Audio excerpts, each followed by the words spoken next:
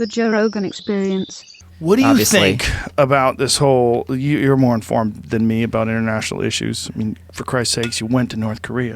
You've never been? Still? No, still. It's the new Milan. That's what I heard. What do you think about all this crazy shit that's going on right now with Iran? I have a great book idea, and it's such a great book idea, I'm going to just drop it here in the hopes that if I don't ever do it, someone does it. And Okay, the book so you give it away. Yeah, I'm going to give it away. I hope somebody does this A book. lot of people do it at the same time and sue each other. Or, no, you It's can't. my idea, bitch. Or some publisher wants to contact my agent, just give me a deal on the spot, I'll do it. Okay. Bloodlust. You'll do it. I'll do it. So let's not tell anybody about Well, it. I don't want to do the proposal. So if they Okay. want to just make me an offer, we're good. Bloodlust, the media's love affair with war. For 100 years, Spanish-American War, William Randolph Hearst, right? The sinking of the Lusitania. We were taught about yellow journalism when we were kids. Back, in the 1903, blah, blah, blah, blah, blah. But now, it's not. They love war. They can't get enough war. Trump is only presidential when he's bombing Syria. They just are desperate to push the war drums. And what I love about, again, Tulsi, is she's served. And she's like, war, we have to start seeing war as a last resort instead of a first priority and a first response. And I don't know what's going to happen as a consequence of Iran. This guy, as most people know, Soleimani, was a huge deal. Like, he was really revered in Iran and very hated by people elsewhere. But Trump also started killing other people. In like Yemen, he took somebody out, and some other countries they're going on a killing spree.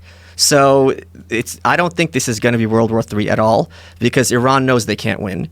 And I'm sure right now. Yeah, but they're doing exercise right now with Russia and China. Sure, let them do it. Sure. We do exercises with South Korea every year, and North Korea freaks out. And it's like, okay, it's just flexing your muscles, right? Until I think very strongly, we're never going to be privy to this, that there's a lot of stuff going on behind the scenes that we don't know. That people are talking and like, what's going to happen? I'm sure. Well, there must be. But the idea that he was willing to just do that, and that he even has the call, that he can make the call. Like, here's several options, sir. Right. Which one do you want to do? Oh, I want to get that guy killed. Well, I think it's amazing that we've gotten to the point where you're blowing up a wedding, right, and you're killing a lot of people, and you're killing just him and one other person.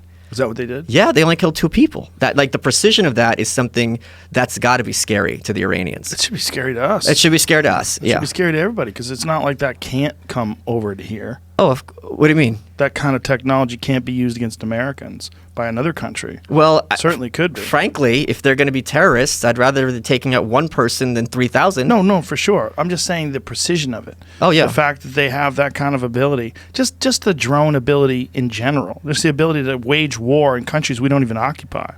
Like all the different drone attacks in Yemen. Oh, yeah. And that are like really sketchy in terms of like the legality of it. Like, what? It's not really a military strike, but it's definitely a military strike. I mean, I think we've been playing fast and loose with rules of war for a long time. And I think everyone knows, this is nothing particularly insightful, that war and the rules of war are written by the powerful people. I remember when people were talking about how much of a warmonger Obama was, because drone strikes went up considerably from from George Bush to Obama. And I'm like, yeah, you know what else went up?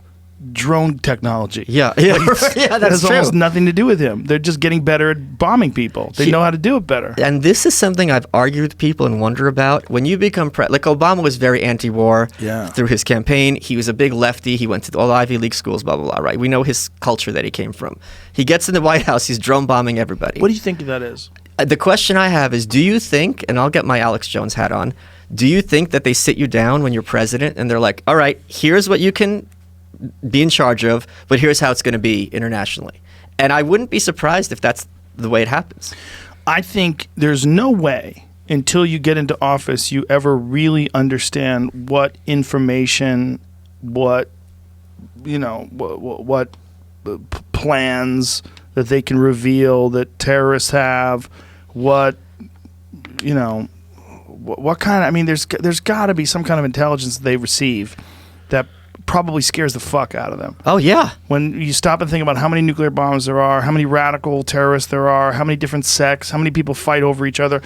Here's some photographs of a crime scene that we found that ISIS behead all these kids. Yeah. Like, this is all real stuff that they could show you, and they go, look, we have done our very best to keep everybody safe, but there's only one way to keep doing this. We got a drone bomb.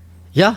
I, And you're like, okay, drone away. I drone know away. that many years ago, and I'm not supposed to know this, but I'll be all. Are you gonna take something and reveal it? There was a nail bomb in Grand Central that they caught. And no one talked about it. No one talked about it. Who found the nail bomb? The authorities, the right people, and they took care of it, and nothing happened. But think how many soft targets there are, and overseas. I mean, Who that's what put happened. the nail bomb down? I must have been what at the time Al Qaeda. I'm guessing. I don't know. I don't have any further information. I'm gonna question you further. You could question me all you want. Are you going to have to Michael? waterboard me? Send me to Michael, Gitmo. tell me the story again. So there's this place, Grand Central, where the sky Have is you been to Grand backwards. Central? Of course. Have you been to the spot where the bomb was left? Probably. How do you know where the bomb was left? I don't know. But since I've been throughout Grand Central, I You probably walked was everywhere. there. Okay. Yeah. Go ahead. Tell me the story again from the beginning. This is how they do it, and they eventually get you to. Oh, trip yeah, up. yeah.